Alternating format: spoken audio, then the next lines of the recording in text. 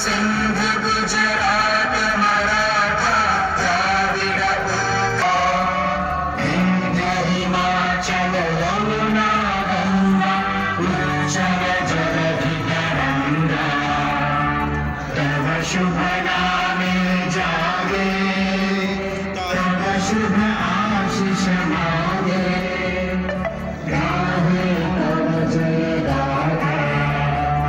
जनक जय हे भारत भाग्य विधाता जय हे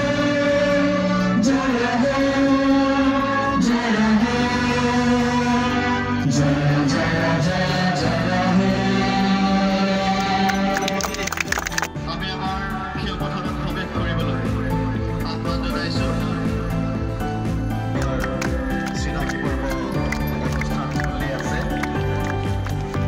চিনাকি পৰ্ব অনুষ্ঠানৰ পিছত এই উদ্বোধনী খেলৰ টছ কৰা হ'ব আৰু এই উদ্বোধনী আম্পায়াৰৰ ভূমিকাত অৱতীৰ্ণ হ'ব ৰাতুল সিং ডেকা আৰু গণেশ ডেকা আমি আগামীৰ খেলত সকলো ৰাইজৰ উপস্থিতি আৰু সহায় সহযোগিতা পৰম শ্ৰদ্ধাৰে কামনা কৰিছোঁ আশীৰ্বাদ ধন্যবাদ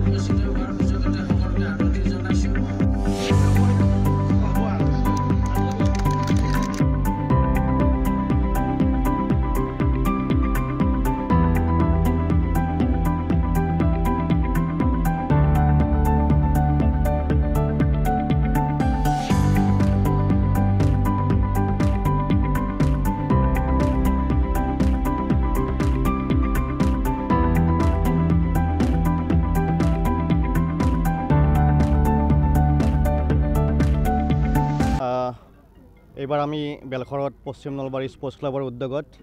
প্ৰয়াত ৰাতুল মহন্ত সোঁৱৰণী দিবানৈশ টেনিছ বল ক্ৰিকেট প্ৰতিযোগিতাৰ আয়োজন কৰিছোঁ আৰু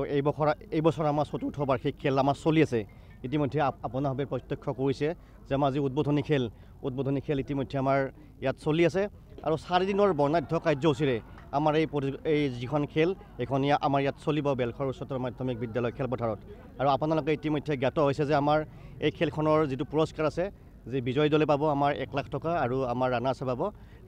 আমাৰ 50,000 টকা গতিকে আমি এই খেলখনৰ মাধ্যমেৰে আমি সকলোকে আহ্বান জনাইছোঁ যে আমাৰ এই খেলখনত আমাক সকলোকে সহযোগ কৰক আমাৰ এই যি 4 দিনৰ যি কাৰ্যসূচী সেই কাৰ্যসূচীত আপোনাৰ সকলোৱে উপস্থিত থাকি আমাক আশীৰ্বাদ প্ৰদান কৰক আৰু এই খেলখন আগলৈ যাতে আমি আৰু ইয়াতকৈ ডাঙৰ কৰিব পাৰোঁ তাৰ কাৰণে আপোনালোকে দিহা পৰামৰ্শ কৰি আমাক উৎসাহিত কৰক ইতিমধ্যে আমাৰ অফিচিয়েল আমাৰ 32টা দলে আমাৰ যোগদান কৰিছে আৰু আমি ইতিমধ্যে আমাৰ 32টা দলকে আমি যোগদান কৰিব দিম বুলি আমি সিদ্ধান্ত গ্ৰহণ কৰিছোঁ ঠিক নলবাৰী জিলাই নহয় আমাৰ অসমৰ বিভিন্ন প্ৰান্তৰ পৰা আমাৰ খেলুৱৈ আহিছে আৰু আমি যিমান দূৰ জ্ঞাত হৈছোঁ যে অসমৰ বাহিৰৰ পৰাও এইবাৰ খেলুৱৈ ইয়াত আহিব বুলি আমি ইতিমধ্যে আমি জ্ঞাত হৈছোঁ চূড়ান্ত খেলখন আমাৰ দেওবাৰে অনুষ্ঠিত হ'ব আৰু এই চূড়ান্ত খেলখনত আমি সমূহ সংবাদপ্ৰেমী লগতে আমাৰ সমূহ দৰ্শকৰ উপস্থিতি আমি শ্ৰদ্ধাৰে কামনা কৰিছোঁ বিশিষ্ট ব্যক্তি ইতিমধ্যে আমাৰ যোগাযোগ হৈ আছে আমাৰ বিভিন্ন ক্ষেত্ৰৰ আমাৰ সামাজিক হোক আমাৰ শিল্পী হোক ৰাজনৈতিক নেতা হোক এনেকুৱা বিভিন্ন আমাৰ আমি আমন্ত্ৰিত আমি কিছুমান ব্যক্তিক আমি নিমন্ত্ৰণ কৰিছোঁ আৰু একাধিক্ৰমে আমি 4 দিনত আমি তেওঁলোকৰ আমি মুখদৰ্শন লাভ কৰিম বুলি আমি নিশ্চিত হৈছোঁ ৰাতুল মহন্ত সোঁৱৰণী যিখন খেল আৰম্ভ হৈছে তাত আমন্ত্ৰিত অতিথি উপস্থিত আছোঁ মানে এজন উদ্যমী যুৱক এজনৰ তেখেতৰ স্মৃতিৰ কাৰণে যিটো উদ্যম হৈছে সেইকাৰণে উদ্যোক্তাসকল সঁচাকৈ তেখেতৰ প্ৰশংসাৰ পাত্ৰ তেখেতৰ প্ৰশংসা কৰিব লাগিব আৰু এনেকুৱা এখন তেখেতসকলে এখন যিমান উচ্চমানৰ এখন খেল অনুষ্ঠিত কৰিছে প্ৰতিযোগিতাখন সেইটো কাৰণে দেখিলে নিজকে মই নিজে এতিয়া গৌৰৱান্বিত হৈছোঁ মই নিজৰ মোৰ আহি ইয়াতে মই খুব ভাল এটা অনুভৱ হৈছে মই একচুৱেলি এনেকুৱা নলবাৰীত এনেকুৱা বেলচৰত এনেকুৱা এখন উচ্চমানৰ এনেকুৱা সকলো পিনে মই দেখিছোঁ মানে সকলো গ্ৰাউণ্ড ফিল্ডৰ পৰা আদি কৰি বা তাৰ যিখিনি কমেণ্ট্ৰিৰ পৰা আদি কৰি যিখিনি ভোগালী সেইটো পাতিছে এনেকুৱা এটা মই আগতে দেখাও নাছিলোঁ মই ভাবিছোঁ এতিয়া আহি কিমান এটা অনুভৱ হৈছে যে মই ইন ফিউচাৰ মই ইয়াতে যদি মই আমন্ত্ৰিত পাওঁ মই পুনৰ আহিম আৰু এইখন খেলখন যাতে সাফল্যমণ্ডিত হয় তাকে মই আশা কৰিম সেই কৰিছোঁ ৰাতুল মহন্ত সোঁৱৰণী দিবানৈশ ক্ৰিকেট প্ৰতিযোগিতাখন আজিৰ পৰা আৰম্ভ হৈছে আৰু ইতিমধ্যে উদ্বোধনী খেলখন চলি আছে আৰু উদ্বোধনী খেলখন আমাৰ বেলখৰৰ দুটা দলে ইতিমধ্যে খেলি আছে আৰু খেলখন বহুত সুন্দৰ হৈছে আৰু আপোনালোকে দেখিছে বহু হাজাৰ দৰ্শক আহি ইয়াত উপস্থিত হৈছে আৰু দৰ্শকে বিভিন্ন মন্তব্য আগবঢ়াইছে খেল দুখনৰ বিষয়ে আৰু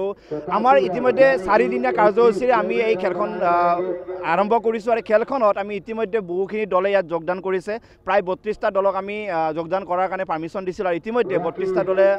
যোগদান কৰিছে আৰু কেৱল নলবাৰী বুলি নহয় অসমৰ বিভিন্ন জিলাৰ পৰা ইয়াত আহিছে দলসমূহ আহিছে আৰু যোগদান কৰিছে আৰু বহুত সঁহাৰি লাভ কৰিছে আৰু বিশেষকৈ পশ্চিম নলবাৰী অঞ্চলত যিমানখিনি ডেকা ল'ৰা আছে তেওঁলোকে ইমানখিনি কষ্ট কৰি ইমান সুন্দৰ এটি খেল প্ৰতি বছৰে 4টা বছৰ আমি পাতিব পাৰিলোঁ আৰু এই ক্ষেত্ৰত আমি সকলোকে বহুত বহুত ধন্যবাদ জ্ঞাপন কৰিছোঁ আৰু অহা 29 ডিচেম্বৰ ৰবিবাৰে আমাৰ সন্ধিয়া আমাৰ চূড়ান্ত খেলখন আমি অনুষ্ঠিত কৰিম আৰু 29 জানুৱাৰী আমি চূড়ান্ত খেলখন আমি আয়োজন কৰিম আৰু সিদিনাখন আমাৰ মাজত বিশিষ্ট ব্যক্তি বহুকেইগৰাকী উপস্থিত থাকিব আৰু আমাৰ